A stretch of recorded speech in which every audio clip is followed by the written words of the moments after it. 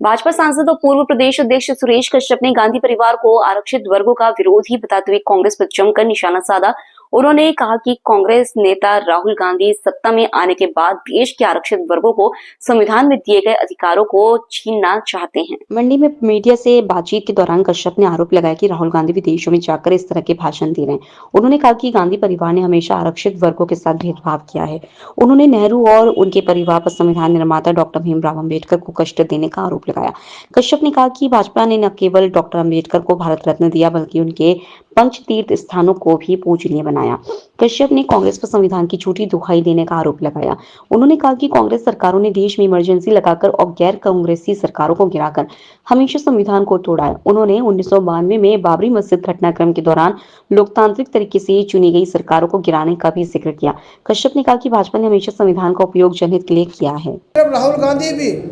विदेशों में जाकर जिस प्रकार से कहते हैं कि अगर सत्ता में आएंगे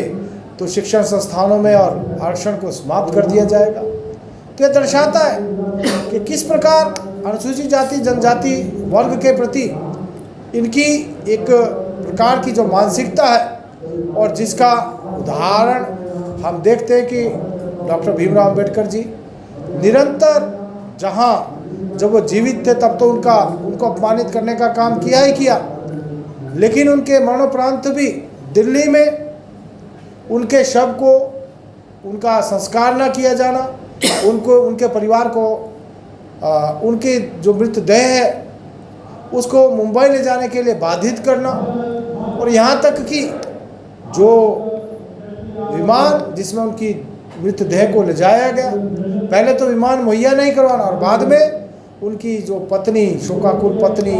उनको बिल थमा देना, किस प्रकार से उनका तिरस्कार किया जाए। दूसरी ओर भारतीय जनता पार्टी माननीय नरेंद्र मोदी जी ने ये प्रयास किया कि जो उनके जुड़े संस्थान हैं, जो स्थान है जहाँ पर उनका जन्म हुआ, जहाँ पर उन्होंने शिक्षा ग्रहण की, जहाँ पर उन्होंने दीक्षा ली, जहाँ पर उनका महापरिनिर्वाण हुआ, और उन स्थानों के और जहाँ पर उनका संस्कार हुआ, इन सभी स्थानों को 5 स्थानों को जो है